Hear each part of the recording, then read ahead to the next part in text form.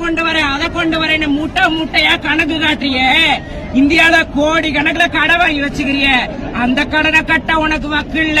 எங்க அப்பா தான் முறை பேனாவை எடுத்து எழுதினாரு. அவங்க அம்மா பேரை கொண்டு போய் வச்சுக்கிறான் மெரினால. அவங்க ஆத்தால புதைக்கிறதுக்கு அம்மா பெரிய பேனா. அதுக்கு வாங்கிட்ட பணம் இருக்குது. சேலம்பாக்கத்துல பஸ் கொண்டு வர உன்ட்ட பணம் இல்லையாடா பேவர்சி.